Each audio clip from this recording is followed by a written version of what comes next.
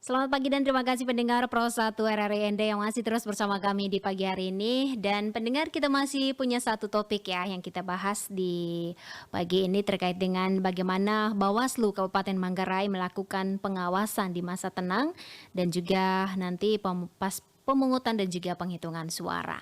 Nah, bersama dengan ini pendengar, kita akan berbincang bersama Ketua Bawaslu Kabupaten Manggarai Barat, Pak Fortunatus Hamsamana atau sering disapa Pak Alvan, sudah bersama kita di pagi hari ini. Kita akan langsung saja sapa. Selamat pagi Pak Alvan. Selamat pagi Kak Angel, selamat pagi para pendengar RRI dimanapun Anda berada. Salam sehat dan salam sejahtera untuk kita semua. Baik, terima kasih. Salam awas Pak Alvan. Siap, salam awal Kak Angel. Baik, ya. Pak Alvan pastinya sudah bekerja keras ya selama dalam pengawasan terkait dengan pemilu ini yang memang H-2 sudah kita tunggu-tunggu nih untuk pemilu atau Pilkada 2024. Nah, seperti apa yang dilakukan oleh Bawaslu dalam hal ini, pengawasan dalam masa tenang 2 hari lagi nih ya Pak Alvan, dan juga nanti pas pemungutan suara dan juga penghitungan suara. Ya, siap Kak Angel. Yang pasti bahwa di tahapan penghujung yang boleh dibilang sebagai tahapan paling krusial di tahapan pemilihan serentak tahun 2024, kita sudah berada di masa tenang. Sekarang ini masa tenang, kemudian masa persiapan untuk pemungutan suara di pemilihan serentak 2024 dan juga masa persiapan penghitungan suara. Yeah. Karena itu Kak Angel dan para pendengar di rumah, Bawaslu secara kelembagaan melakukan langkah-langkah yang sangat masif, baik mulai dari Bawaslu Kabupaten, Panwaslu Kecamatan, kemudian pengawas kelurahan desa dan pengawas TPS kami. Di saat-saat seperti ini ada hal yang menjadi fokus pengawasan kami, yaitu yang pertama distribusi logistik ke TPS, kemudian yang kedua itu kesiapan pembuatan TPS, kemudian yang ketiga mekanisme tata cara dan prosedur persiapan pemungutan dan penghitungan suara, sehingga kita bisa pastikan bahwa seluruh proses pemungutan suara yang akan dilakukan pada tanggal 27 November 2024 itu akan berjalan baik. Iya. Dan selain itu Kak Angel, kami juga karena ini masa tenang, masa tenang oleh penyelenggara pemilu itu disebut sebagai masa tenang. Tetapi kalau boleh secara guyon kami bilang ini untuk paslon ini masa tidak tenang biasanya. Iya. Karena masa tidak tenang tetap ada, tentu saja ada kasak-kusuknya.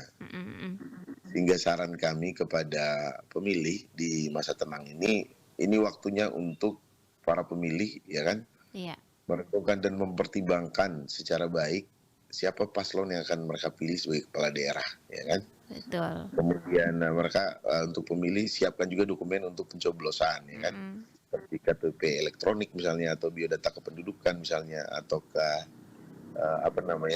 ada yang namanya IKD sekarang itu. IKD itu untuk KTP digital itu. Nah, karena untuk dapat ke TPS, pemilih wajib membawa C pemberitahuan dan KTP elektronik, ataukah biodata kependudukan, ataukah IKD.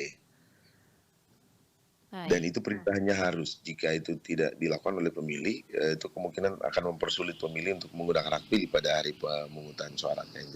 Baik. Ya. Kira-kira itu. Siap.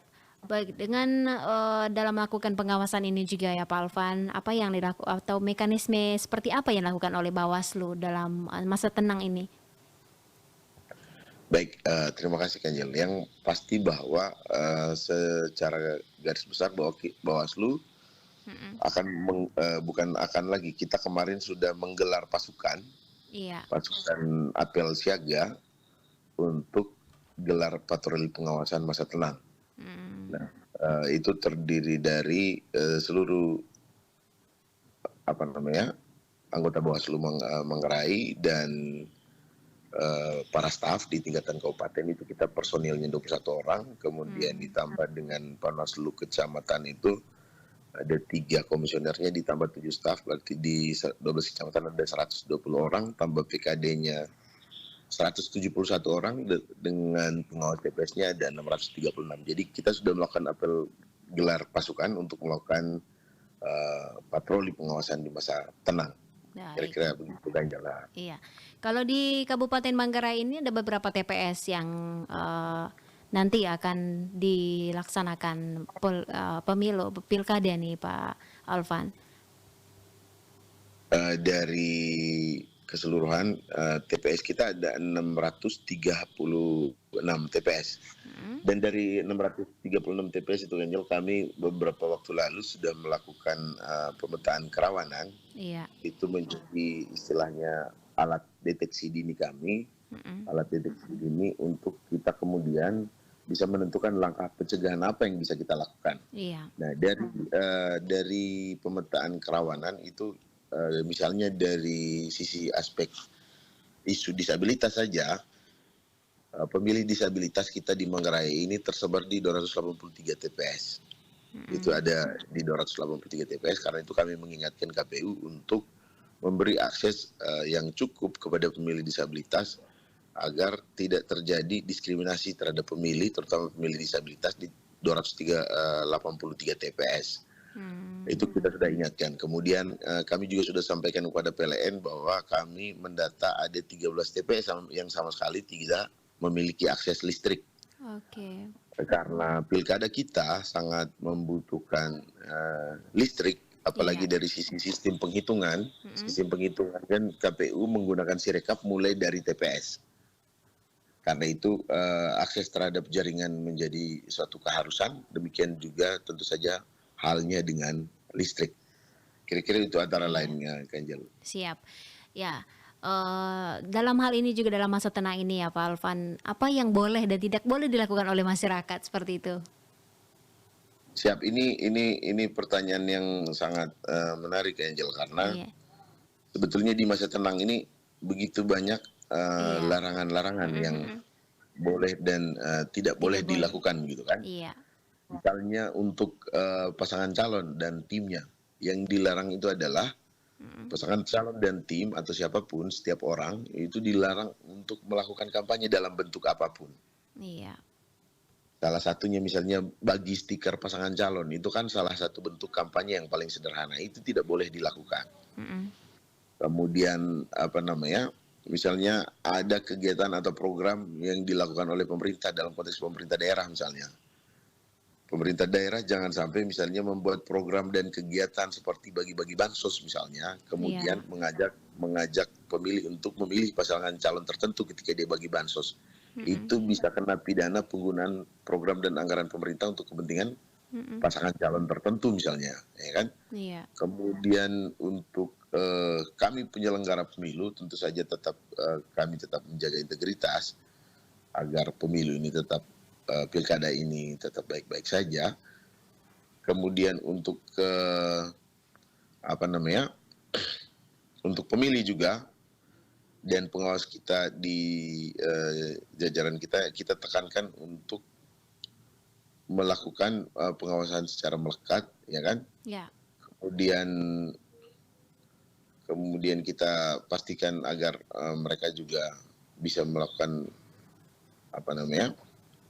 upaya cegah dan deteksi dini, mengajak pemilih untuk tidak menerima politik uang misalnya, tidak percaya pada berita-berita bohong, hoax gitu kan. Iya. Hingga pilkada kita bisa berlangsung secara damai. Karena hoax ini dampaknya luas kan, Angel? Betul. Luas, karena kita pernah mengalami suatu laporan yang menuding kelompok tertentu misalnya melakukan kampanye dengan menggunakan kendaraan dinas. Ternyata itu bukan kampanye. Setelah kita telusuri, kita terima informasinya, kita telusuri, ternyata itu acara persiapan pernikahan. Dan memang keluarga yang terlibat kan ada beberapa ASN yang memang memiliki mobil dinas kan. Ada kemahnya, ada kumpulan orang yang begitu ramai. Dan itu dikira kampanye melibatkan ASN dan menggunakan mobil dinas. Ternyata itu persiapan pernikahan. Nah ini kan ketika kita tidak cegah sedini mungkin itu, Betul. kemudian hoax itu menyebar luas menjadi, oh ini kampanye menggunakan mobil dinas gitu kan. Itu kira-kira antara lain hal yang kita harus lebih cepat untuk mencegahnya, Kak Angel. Baik, ya mungkin lebih singkat ya Pak Alvan karena waktu kita masih kurang lebih 5 menit lagi. Siap. Betul, ya. Seperti apa mekanisme yang dilakukan oleh Bawaslu dalam masa tenang ini dan juga harapannya nanti seperti apa?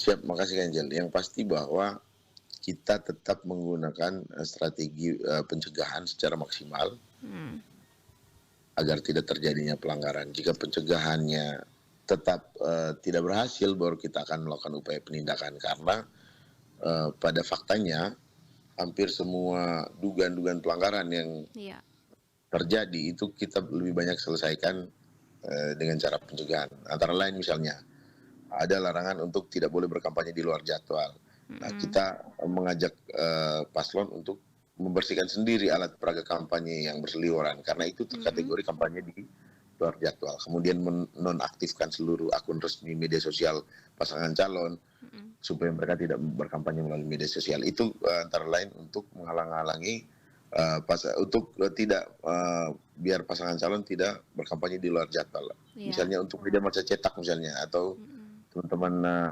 radio misalnya itu tidak boleh mengiklankan misalnya kan.